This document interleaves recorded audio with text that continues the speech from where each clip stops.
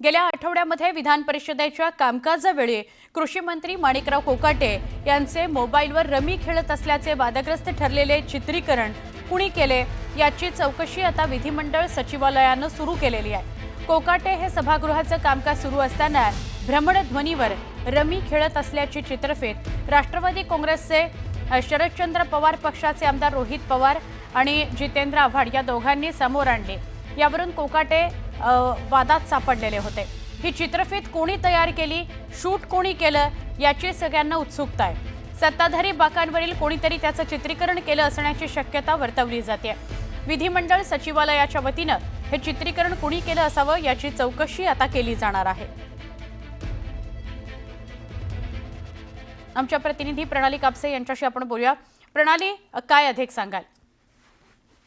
मूळ आपण बघितलं तर राज्यामध्ये आता जो वादंग उठलेला आहे तो त्या सगळ्यांचं मूळ म्हणजे हा व्हिडिओ आहे। जो व्हिडिओ सगळीकडे व्हायरल झाला किंवा रोहित पवार आणि जितेंद्र आव्हाड यांनी ट्विट केल्यानंतर त्याचे पडसाद वेगवेगळ्या पद्धतीने उमटताना आपण पाहतोय। हे प्रकरण थेट माणिकराव कोकाटे यांचा राजीनामा मागण्यापर्यंत गेलेलं आहे।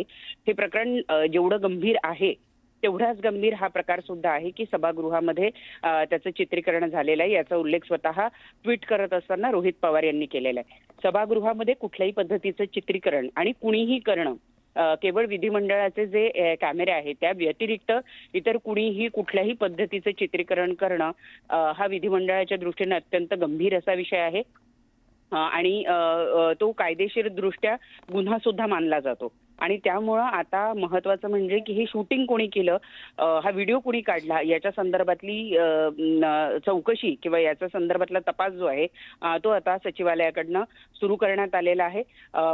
या संपूर्ण प्रकरणाचं जे मूळ आहे तो व्हिडिओ हा सभागृहामध्ये शूट करण्यात आल्याचं स्वतः रोहित पवार यांनी सांगितलं असल्यामुळं आता धागेदोरे तिथूनच पुढे जातील असं दिसून येत आहे आणि त्या दृष्टीनं हा व्हिडिओ नेमका कुणी चित्रीकरण याचं केलेलं आहे याचा तपास आता सुरू झाल्याचं आपल्याला बघायला मिळतंय। नक्की, धन्यवाद ही माहिती दिल्याबद्दल प्रणाली।